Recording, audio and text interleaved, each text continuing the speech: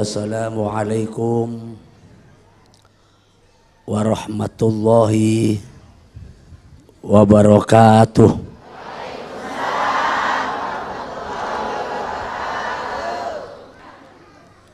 Bismillahirrahmanirrahim. Wassalatu wassalamu ala sayyidina wa maulana Muhammad al-mab'uthi rahmatan likaffatil ummah.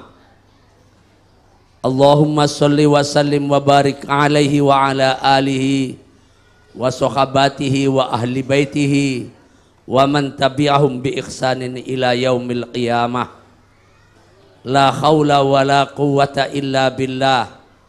Amma ba'du, faqad qala Allah ta'ala fil Qur'anil Karim, wa tilkal ayyamu nudawiluha bainan nas.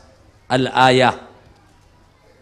Hadirin hadirat jamaah Masjid Al-Istiqomah, pemirsa Damai Indonesiaku di mana saja berada.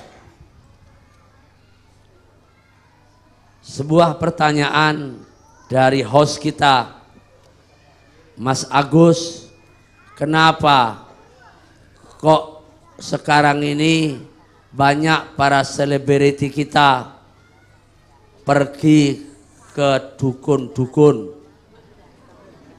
Mudah-mudahan tidak keliru dukun bayi. Jawabnya tadi ayat saya baca, wa tilkal ayyamu nudawiluha bainan nas, bahwa hidup ini siklus. Apa yang terjadi dulu nanti akan terjadi, yang terjadi sekarang akan terjadi yang masa akan datang. Dan karena memang sejarah dulu, para selebritis dulu itu mereka juga banyak punya dukun. Fir'aun itu dukunnya 80.000 Pak, dipimpin oleh koordinator dukun besar. Koordinator dukun besar memimpin 80.000 dukun-dukun dan paranormal. Dipimpin siapa saja? Yang pertama Mustafa namanya, bukan Mustafa Bekasi lah ya. Yang kedua Hat. Yang ketiga Azur. Dan yang keempat Eyang Sabur.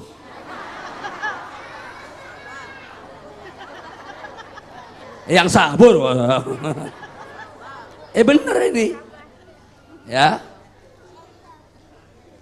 Zaman Nabi Yusuf, zaman Nabi Sulaiman, itu raja-raja mereka dalam rangka mempertahankan kekuasaannya mengambil jalan pintas.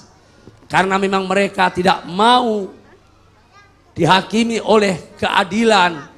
Mereka ingin terus melangsungkan kekuasaannya. Dan kelangsungan kekuasaan itu nafsu. Dan nafsu itu syaitan. Maka kemudian mereka mempercayai adanya dukun-dukun itu. Nah, waktu zaman Nabi Muhammad juga ada. Ada pasar Ukas. Itu pasar dukun-dukun. Pasar paranormal. Kalau orang mau cari jodoh, baik apa enggak, pergi ke dukun, namanya Aus.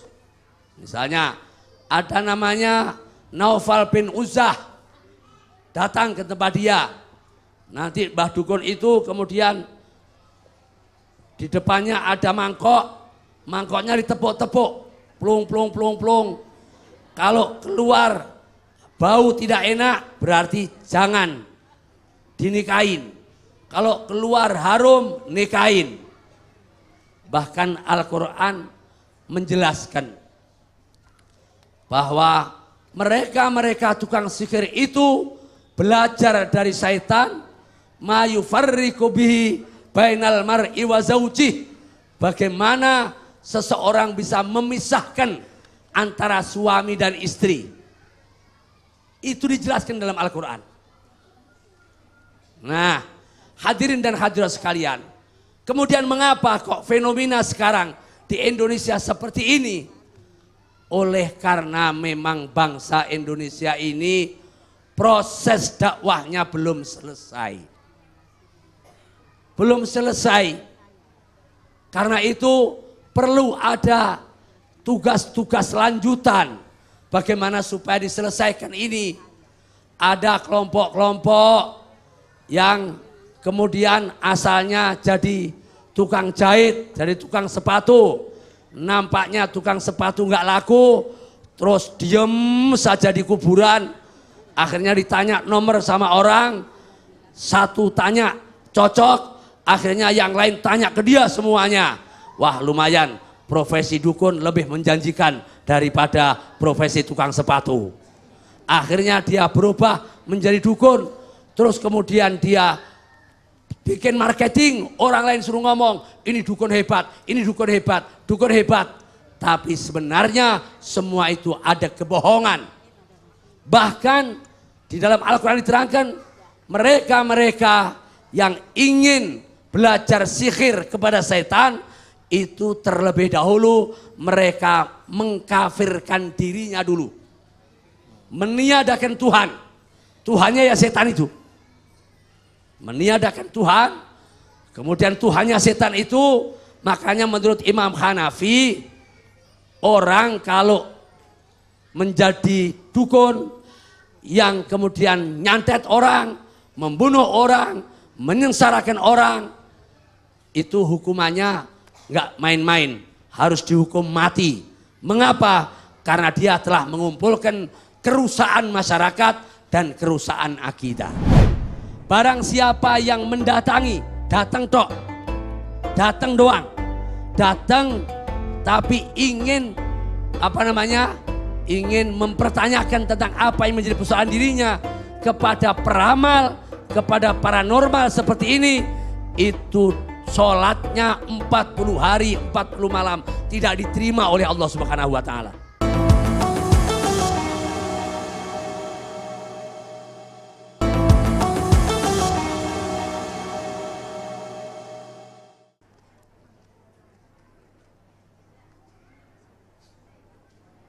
Hadirin, hadirat, pemirsa Damai Indonesiaku di mana saja berada, yang semuanya insya Allah mudah-mudahan senantiasa dicintai oleh Allah Subhanahu wa Ta'ala.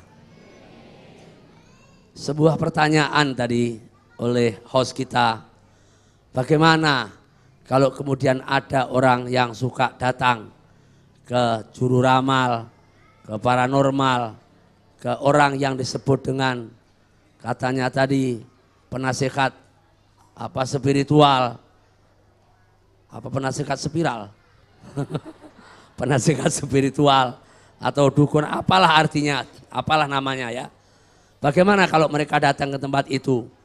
Sebaiknya sebelum kita bicara soal yang datang, kita bicara soal dukunnya ini. Ya. Dukunnya ini sebenarnya kan kita sadar bahwa betapa luasnya Indonesia. Dan dulu sebelumnya Islam datang ke Indonesia, sudah terlebih dahulu ada ajaran-ajaran lain yang datang. Ketika Mbah Wali Songo datang ke Indonesia melakukan dakwah, berbagai macam ujian dan cobaan. Sehingga sampai hari ini masih proses untuk mendakwai masyarakat. Bahkan banyak di antara masyarakat yang belum mengerti ajaran Islam secara tuntas. Misalnya saja di sebelah Jawa sana, ya di tetangga kampung saya, itu ada orang yang kalau dimintai obat, dia bacanya Bismillah, Bismillah, Kul a'udzu birabbinas, waras, waras, plek, waras. Ya. Ada yang begitu. Nah, ada juga yang kemudian menafsiri Al-Quran karena dia tidak mendapatkan guru agama yang baik, ya, yang disebut dengan Islam abangan. Mereka kemudian menafsiri Al-Quran sesuai dengan apa yang mereka dapatkan dari ilham. Padahal ilham itu suatu bisikan yang kata Al-Quran fa'alhamaha fujuraha wa taqwaha.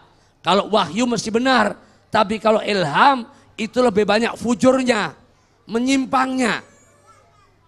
Sampai Nabi pernah bikin statement 15 abad yang lalu, man fassarul Qur'ana bi ra'yih falyatabawwa maq'adahu minan niron.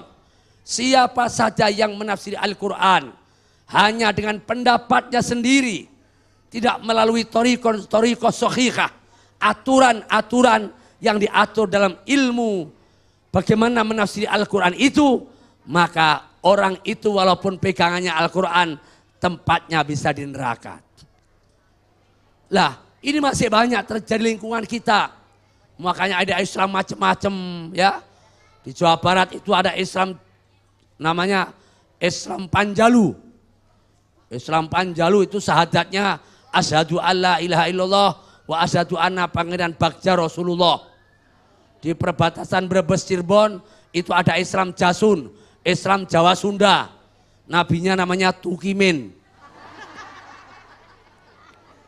Nah, di Jakarta juga ada yang ngaku malaikat Jibril, akhirnya ditangkap sama Polda. Polda luar biasa, karena di dunia nggak ada polisi yang bisa nangkap malaikat kecuali Polda Metro Jaya. Malaikat Jibril rupa-rupaan itu ya. Di Jakarta ini bahkan yang terakhir ada sabur di abad modern namanya Yang Subur. Nah, langsung ya gitu aja kan. Bagaimana ini? Saya kemarin diwawancara beberapa wartawan di Palangkaraya, saya baru datang di Palangkaraya ini Bu. Karena saya cinta kepada TV One, langsung datang ke tempat ini saya. Belum mandi, belum apa nih, juga belum makan ini. Ya. Di sini langsung suruh pidato, ini namanya pemerkosaan kiai namanya ini. Ya, jadi banyak yang tanya kepada saya, diapain ini? Ya didakwain. Ini kewajiban negara, bagaimana membimbing masyarakatnya supaya jadi benar. Saya setuju pernyataan statement Menteri Agama, terjadinya aliran-aliran yang menyesatkan seperti ini adalah oleh karena kurangnya silaturahim. Tolong Majelis Ulama, tolong Kementerian Agama dipertajam silaturahim. Manfaatkan itu para kiai, manfaatin ormas, majelis taklim. Untuk apa? Memberikan pendekatan kepada mereka-mereka yang Islamnya belum tuntas, tuntaskan. Sehingga nanti tidak ada lagi praktek-praktek perdukunan. Ini sudah perdukunan merajalela, ditambah lagi banyaknya reklame-reklame tentang dukun santet. Ya sudah, jadi kemana-mana. Itu persoalannya. Nah, sekarang bagaimana yang datang? Nabi dalam riwayat Imam Muslim pernah menyatakan, man ata kahinan au arrafan lam tuqbal lahu salatu arba'ina yauman walailatan. Dalam satu nasah arba'ina yauman, dalam satu arba'ina lailatan, dalam satu matan arba'ina lailatan wa yauman walailatan. Barang siapa yang mendatangi, datang tok, datang doang, datang tapi ingin ingin mempertanyakan tentang apa yang menjadi persoalan dirinya kepada peramal, kepada paranormal seperti ini, itu sholatnya 40 hari 40 malam tidak diterima oleh Allah Subhanahu wa taala. Bahkan dalam hadis yang lain yang diriwayatkan dari Abi Dawud, dari sahabat Abi Hurairah, baginda junjungan kita Nabi besar Muhammad menyatakan, man ata kahinan au arrafan wasaddaqahu wasaddaqa ma yaqul, barang siapa yang datang dan membenarkan kepada tukang ramal, membenarkan ramalannya, maka orang itu faqad kafara ma yunzalu bi Muhammadin, dianggap kafir terhadap Al-Quran dan hadis junjungan kita Nabi besar Muhammad sallallahu alaihi wasallam. Wa minal laili fatahajjat bihi nafilatan lak asa ayyab'atsaka rabbuka maqaman mahmuda. Siapa yang pengen derajatnya diangkat oleh Allah, amin. Siapa yang namanya tetap diangkat oleh Allah, maka tahajudlah secara istiqomah. Allah akan kirimkan dia kedudukan yang terpuji di dunia sampai di yaumal akhirah.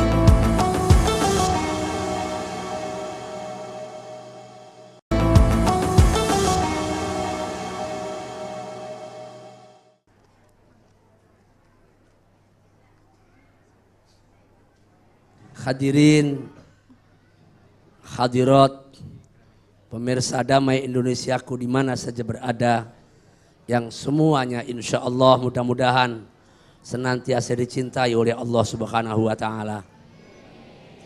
Lewat Majelis Damai Indonesiaku ini, kepada semua umat Islam, apapun jabatannya, apapun kedudukannya, apapun fungsinya, tolong hindari dari praktek-praktek datang kepedukunan seperti ini. Al-Quran sudah menjanjikan kalau Anda pengen derajatnya diangkat oleh Allah, amin. Pengen namanya tetap terang di masyarakat. Wa minal laili fatahajjat bihi nafilatan lak. Kendor. Wa minal laili fatahajjat bihi nafilatan lak. Asa ayyab'atsaka rabbuka maqaman mahmuda. Siapa yang pengen derajatnya diangkat oleh Allah, amin. Siapa yang namanya tetap diangkat oleh Allah, maka tahajudlah secara istiqomah. Allah akan kirimkan dia kedudukan yang terpuji di dunia sampai di yaumal akhirah. Amin ya rabbal alamin. Hadirin, hadirat, jamaah Masjid Al-Istiqomah, pemirsa Damai Indonesiaku di mana saja berada. Umat Islam Indonesia ini besar. Dan proses perjalanan dakwah kita belum selesai. Karena itu ini tugas kita bersama untuk bagaimana mengajak teman-teman kita yang ada niatan baik untuk kembali ke ajaran Islam yang benar. Mari kita rangkul mereka. Ud'u ila sabili rabbika bil hikmati wal mau'izatil hasanah wajadilhum billati hi ahsan. Dan pesan yang paling penting untuk Kementerian Agama, untuk Majelis Ulama, saya mohon dengan segala hormat agar kiranya lebih diintensifkan silaturahim sehingga teman-teman kita yang belum sampai kepada mereka ajaran-ajaran Rasulullah dan para ulama, para mubaligh akan sampai kepada mereka. Dan mereka akan bersama dengan kita berada pada siratal mustaqim. Amin ya rabbal alamin. Allahumma salli wa sallim ala sayyidina Muhammad. Alhamdulillahi rabbil alamin. Ya Allah, ya Tuhan pelimpah rahmat, atas rahmat dan kasih sayang-Mu, Engkau izinkan kami berkumpul dalam majlis di mana disebut asma-Mu, diingat asma-Mu, dikirimkan salawat untuk kekasih-Mu, didalami ilmu-Mu. Majelis Damai Indonesiaku ini ya Allah, majelis yang oleh kekasih-Mu disebut sebagai taman dari taman surga-Mu.